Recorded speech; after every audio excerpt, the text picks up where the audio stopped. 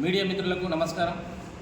ఈరోజు ఉస్మానియా యూనివర్సిటీ విద్యార్థి జేఏసీ తరపున బీసీ జేఏసీ తరపున ఏదైతే రేపు జరగబోయే తెలంగాణ బంద్ 42% సాధించే వరకు తెలంగాణ బంద్ కార్యక్రమాన్ని రాష్ట్ర వ్యాప్తంగా ఈరోజు బీసీ సంఘాలు కావచ్చు, సామాజికవేత్తలు కావచ్చు, అదేవిధంగా ఉస్మానియా యూనివర్సిటీ బీసీ జేఏసీ తరపున మేము తెలంగాణలో ఉన్నటువంటి ప్రజలకందరికీ, ముఖ్యంగా యువకులకు, ఎవరైతే బీసీ రిజర్వేషన్ లేకపోవడం వల్ల నష్టపోతున్న ఈ సమాజాలకు మేము ఉస్మానియా యూనివర్సిటీ జేఏసీ తరపున మేము విజ్ఞప్తి చేస్తున్నాం.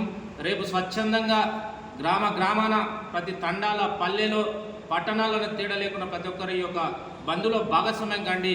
ఎందుకంటే రాష్ట్ర ప్రభుత్వాలు, అదేవిధంగా ఎవరైతే అడ్డుకుంటున్నారో కేంద్ర ప్రభుత్వాలు, ఎవరైతే వ్యతిరేకంగా మనకు పనిచేస్తున్న ఈ పార్టీలు, ఏ పార్టీ అయినా కావచ్చు, ఈ పార్టీలకు ఈరోజు మనం ఒక అల్టిమేటం జారీ చేసే సందర్భం ఈరోజు కనబడుతుంది.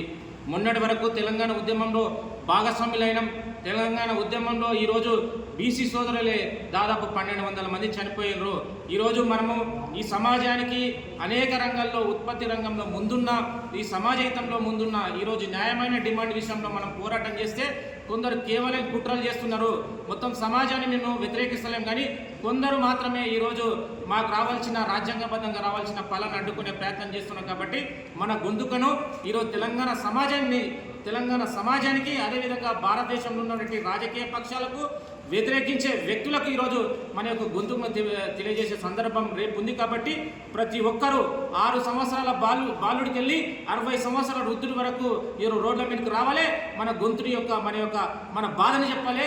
మన హక్కును ఖచ్చితంగా రాజ్యాంగబద్ధంగా సాధించే వరకు మనం పోరాటాలు చేద్దాం.